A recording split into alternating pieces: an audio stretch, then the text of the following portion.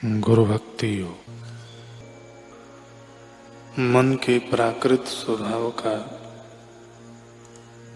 संपूर्णतः नवसर्जन करना ही चाहिए।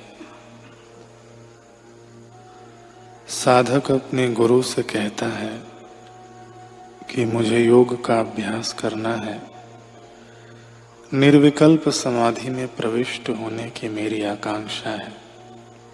मैं आपके चरणों में बैठना चाहता हूँ, मैं आपकी शरण में आया हूँ। किंतु वह अपने प्राकृत स्वभाव को, आदतों को, चारित्र को, वर्तन को, चाल ढाल को बदलना नहीं चाहता।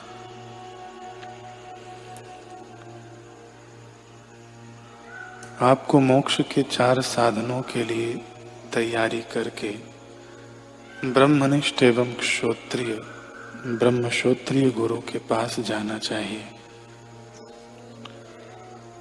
आपको अपने संदेह दूर करना चाहिए। आपके गुरु से प्राप्त किए हुए आध्यात्मिक प्रकाश की सहायता से आध्यात्मिक मार्ग में चलना चाहिए।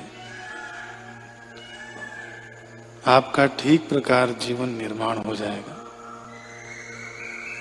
तब तक अहम और संसार का आकर्षण छोड़कर आपको गुरु के द्वार पर रहना चाहिए।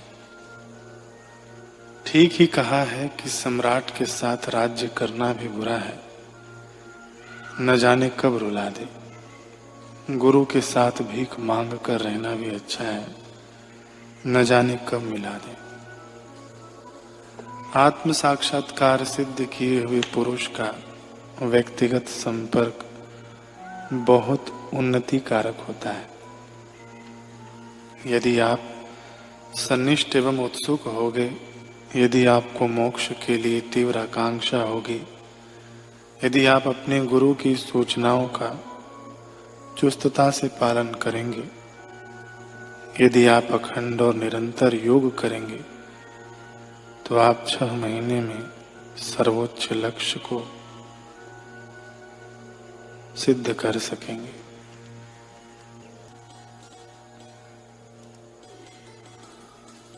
पूज्य श्री प्रसंग सुनाते हुए कह रहे हैं कि राज्य वैभव में, घर बार में काम, क्रोध, लोभ, वासनाओं की बहुलता होती है।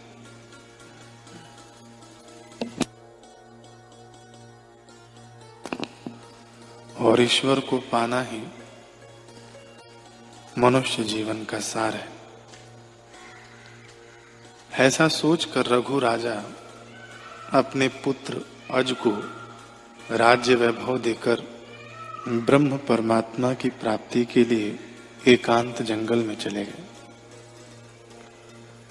एक दिन जब रघु राजा तप कर रहे थे, तो एक ब्राह्मण के पीछे राक्षस पड़ा।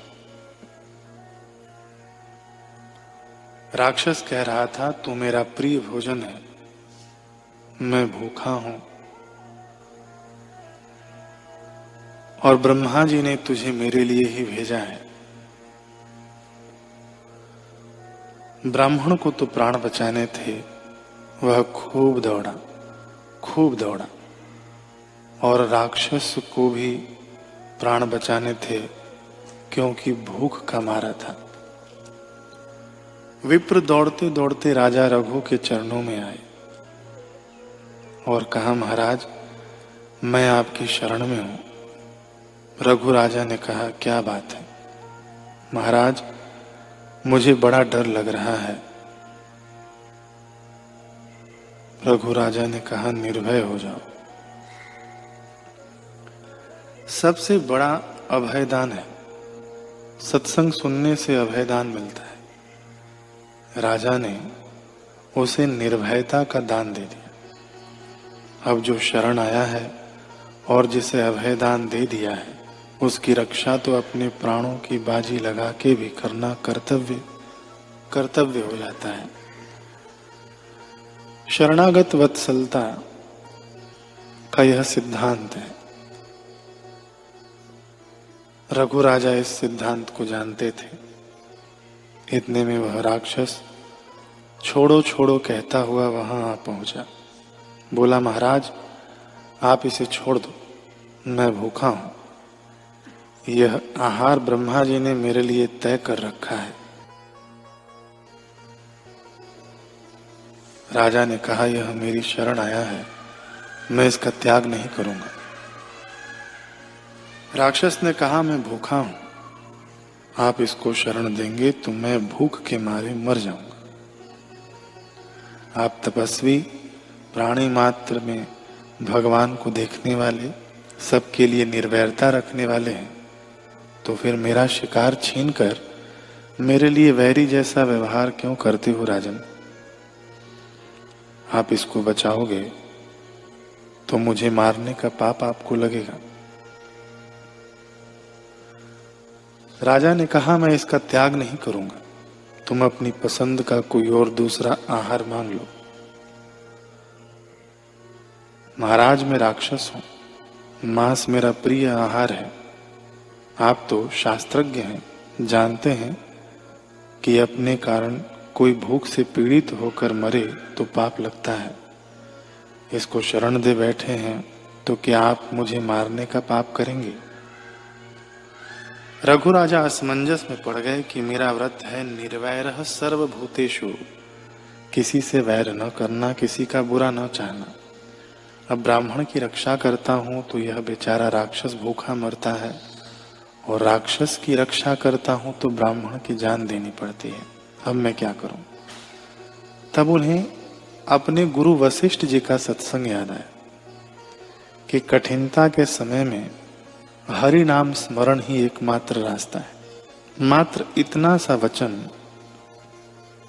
अपने गुरुदेव का उन्हें याद आया। आप सत्संग सुनते हो उस समय ही आपका भला होता है, ऐसी बात नहीं है। सत्संग के बाद आपको बड़ी बड़ी विपदाओं से बचाएंगे। सत्संग के शब्द आपको बड़ी बड़ी विपदाओं से बचाएंगे और बड़े बड़े आकर्षणों से, मुसीबतों से भी बचाएंगे। मनुष्य जब असमंजस में पड़े तो उसे क्या करना चाहिए? भगवान का नाम लेकर शांत हो जाए, फिर भगवान का नाम ले और फिर शांत हो जाए।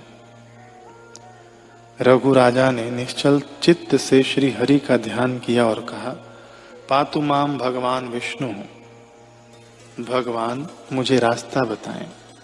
हरि ही ओम, हरि हरि, हे मार्गदर्शक, हे दीन बंधु दीनानाथ, मेरी डोरी तेरे हाथ। हम हरि की शरण हैं, जो सब में बसा है। विष्णु, हम उसकी शरण हैं।